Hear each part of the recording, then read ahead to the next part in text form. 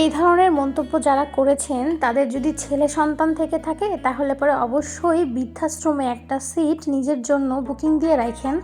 সকালে আমার ঘুম থেকে উঠতে একটু দেরি হয়ে গেছে, দেখলাম যে চারপাশে কুয়াশা দিয়ে একদম ভরপুর। যাই হোক, দুপুরে রান্না শুরু করব, সকালে নাস্তা শেষ। আমার কড়াই নিয়ে অনেকে অনেক রকমের মন্তব্য করেছেন, অনেক কষ্ট করে এই কড়াইটা পরিষ্কার করলাম। তারপরে আমার মেয়ের জন্য একটু খাবার বানাইছিলাম, যেহেতু ওর সলিডটা শুরু হয়েছে, ও তো ঠিকঠাক মতো খাচ্ছে না, তবে আমি একটু চেষ্টা করে যাচ্ছি আমার মতো করে। তো যাই হোক, এখন দুপুরে রান্নাটা করি আর কিছু কথা বলি। এই কড়াইতে আমি রান্না করেছি, আর 2টা ডিমে আমি বেশ অনেকটা পানি দিয়েছিলাম। ডিম কেন আমি ভাতের মধ্যে সিদ্ধ দিলাম না, তারপরে আমি কেন কড়াইতে এত বেশি পানি দিয়ে ডিম সিদ্ধ দিয়েছি।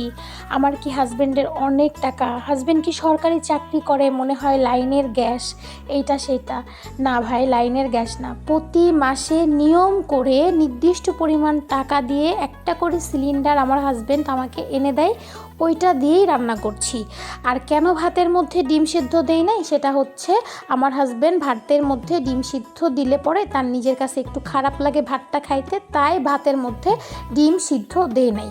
এবার আসি কড়াই নিয়ে। আমার মা বিয়ের আগে কখনো আমাকে দিয়ে হাঁড়ি পাতিল মাজায় নাই, থালাবাটি ধুইছি কিন্তু হাঁড়ি পাতিল মাজি নাই, তাই এখনও ওইভাবে করে পরিষ্কার করতে পারি না।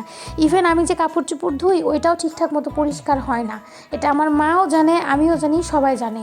আর এটা নিয়ে না আমার পরিবারের মানুষের কোনো কমপ্লেন নাই, কারো খারাপ লাগলে এসে করে দিয়ে যায়।